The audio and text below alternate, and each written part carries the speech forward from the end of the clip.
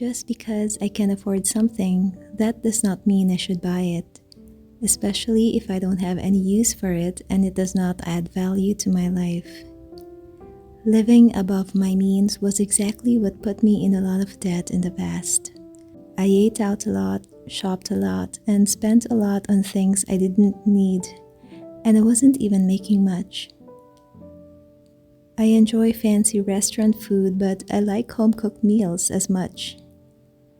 I admire big houses, but I am content living in a cozy little home. I don't need the excess. I am content with enough. Every time we borrow money, we are robbing our future self. The more debt we accumulate from living above our means, the more time, money, happiness, and freedom we take away from ourselves. When we understand what's enough for us, we put an end to the financially draining habit of living above our means.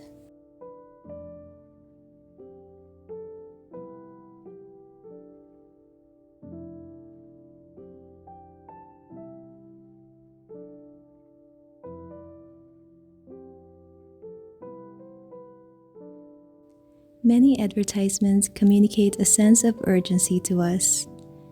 Businesses make us think that we are missing out if we don't buy, take out a loan, or swipe our credit card for something we can live without.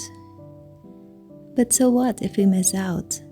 Does it mean we'll live miserably every single day of our lives? No matter what we do, whether we jump on the bandwagon or not, we'll eventually find reasons to be discontent and unhappy if we place our contentment and happiness on external things. The more we spend on something that we can't afford unless we pay with credit, the more we subject ourselves to hours of work and stress to pay it all off. I believe that life is short to be lived on a high-spend, work-more cycle. Buying into the fear of missing out mentality is what's making us miss out on life.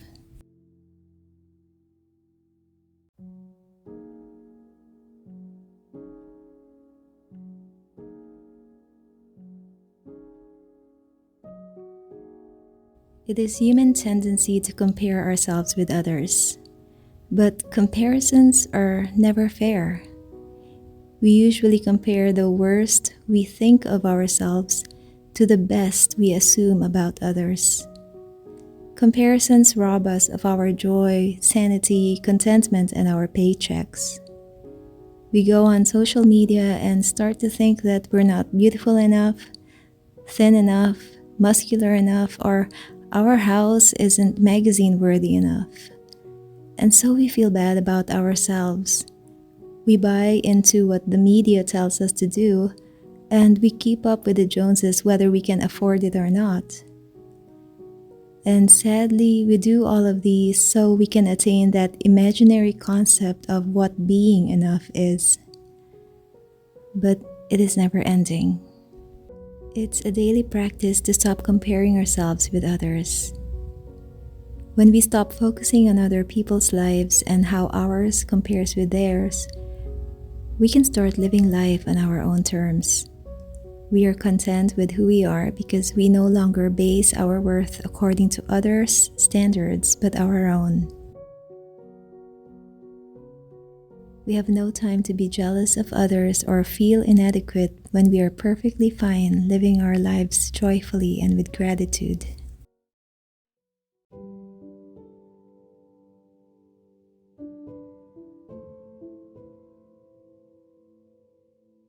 Before I started downsizing and pursuing a frugal lifestyle, I was all about getting discounts at shops.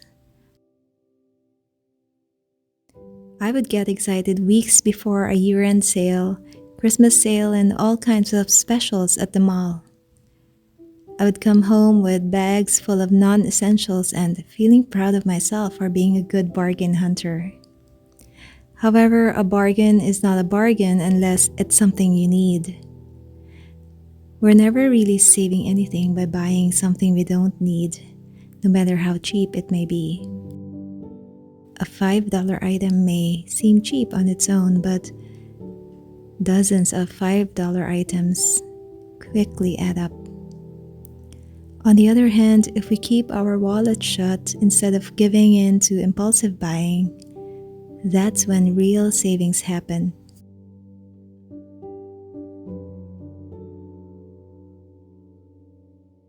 I'm also able to save more now since I got rid of fillers in my life. I eliminated activities I used to do out of boredom. Most of the time, these are activities that involved unnecessary spending, such as eating out a few times a week and going to coffee shops, and compulsive online shopping. Now I'm all about how much I can actually save and how many days in a week I can go without having to buy anything, especially useless and unnecessary things.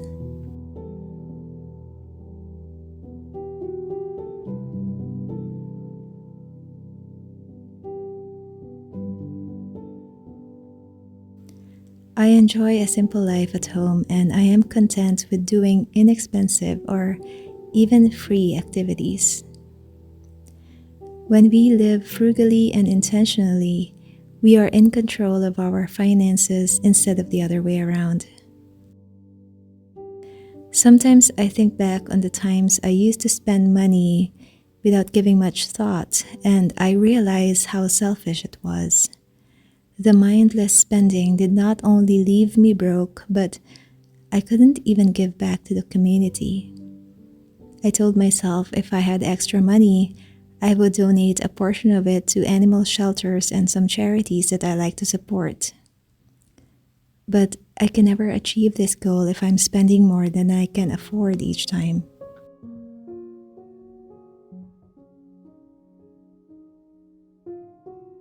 Living intentionally is about making each second in our life count.